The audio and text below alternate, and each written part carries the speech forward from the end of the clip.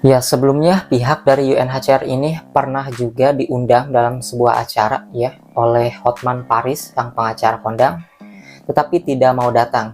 Jadi di sini tuh mempertanyakan anggaran bagi para pengungsi itu dari mana, apakah memakan anggaran dari pemerintah atau tidak. Kan sebelumnya tidak ya, itu bersumber dari UNHCR, dari segala pengurusan hingga kasih makan mereka. Tetapi ternyata ini dari DKI aja nih, dalam 1 bulannya kita dengar seperti apa nih.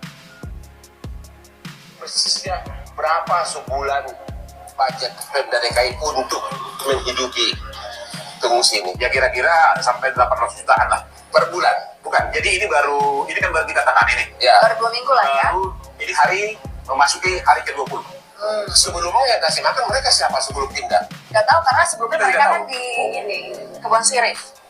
Jadi kita tidak tahu. Jadi kita menjadi tanggung jawab kita ketika mereka masuk ke penampungan. Jadi sekarang ini kira-kira kalau perkiraan Bapak sebulan ini berapa? Jadi gini, kalau mereka sampai di situ selamanya, tentunya budgetnya 40.000 per orang per hari.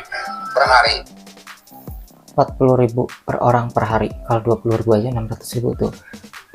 Satu orangnya berarti bisa nyampe 1.200.000-an ya dalam per bulan.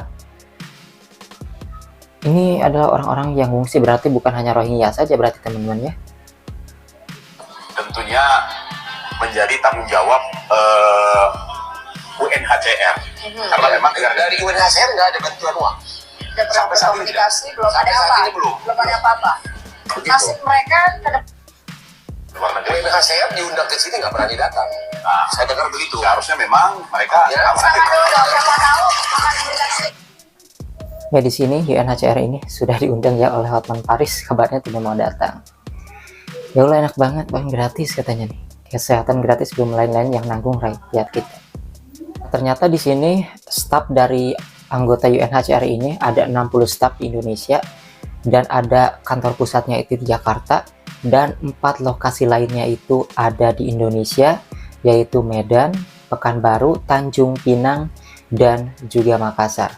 Nah, ternyata di sini tempat-tempat lokasi adanya kantor UNHCR ini adalah wilayah-wilayah yang selama ini menjadi tempat kabur bagi orang-orang Rohingya yang ngungsi di Aceh. Sekarang ini ya, yang di Medan. Ini kan lokasi kantor di Medan juga ada UNHCR. Tetapi di Medan ini menjadi pelarian orang-orang Rohingya itu untuk membuat KTP palsu di Medan. Kemudian UNHCR Pekanbaru. Wilayah Pekanbaru juga ini rawan banyaknya orang-orang yang ada di Riau ya. Bahkan ada yang ditangkap 2 orang juga dari Riau kemarin menyelundupkan orang Bangladesh ke Malaysia lewat Riau. Kemudian Tanjung Pinang masih Riau juga setelah saya cari informasinya ya.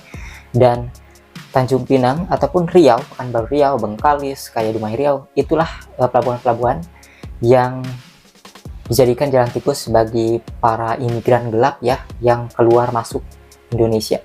Masuknya lewat Aceh, keluarnya dari pelabuhan-pelabuhan itu. Kemudian di sini selain dari Medan, Pekanbaru, Tanjung Pinang, UNHCR ada kantornya di Makassar. Nah, di Makassar pun kejadian lagi nih. Ada juga yang sempat kantor imigrasi Makassar ini 1 pegawainya itu ditangkap dikarenakan membuat dokumen palsu untuk para pengungsi bisa kabur ke Malaysia. Jadi seperti itu teman-teman ya. Lokasi-lokasi yang ada anggota UNHCR-nya, ada kantor UNHCR-nya, justru ada lokasi-lokasi yang banyak bagian aksi kejahatan yang dilakukan oleh imigran gelap. Kemudian di sini tersangka yang berinisial MA itu ya, umur 35 tahun yang kemarin ditangkap ini asal Myanmar. Yang bersangkutan adalah pengungsi camp 1 blok H88 Kutu Palum, lokasi penampungan etnis Rohingya di Cox's Bazar, Bangladesh. Setelah ditetapkan sebagai tersangka, MA ini mengaku ditugaskan mengajak dan mengordinasi warga etnis Rohingya untuk pergi meninggalkan kamp penampungan dari Cox's Bazar di Bangladesh menuju Indonesia dengan syarat warga yang ingin ikut harus membayar sejumlah uang. Jadi di sini dia bekerja sama lagi dengan orang lain karena dia yang ditugaskan. Ya. Kemudian tersangka bertugas sebagai pengemudi kapal yang dibantu oleh saksi AH dan HB. Kemudian tersangka juga bertugas untuk membagikan makanan dan minuman kepada penumpang kapal dan dibantu oleh saksi AH. Berdasarkan hasil pemeriksaan ya, Setiap warga etnis Rohingya yang hendak keluar dari kamp di Bangladesh menuju ke Indonesia dikenakan biaya sebesar 100 hingga 120 ribu taka atau sekitar 14 hingga 16 juta per orang. Memiliki uang, berarti di sana sebenarnya orang-orang yang dianggap mengungsi di Cox's Bazar, Bangladesh itu mereka juga bisa bekerja ya. Bisa bekerja, punya pekerjaan, mendapatkan uang untuk membayar kapal 14 sampai 16 juta ke Indonesia. Tetapi di sini orang-orang yang membela Rohingya ini selama ini menganggap mereka ini adalah orang-orang yang ditindas di negaranya. Padahal kenyataannya mereka sudah ditampung di tempat yang aman, bahkan uangnya pun banyak ya, sampai bisa membayar ongkos belasan juta seperti itu.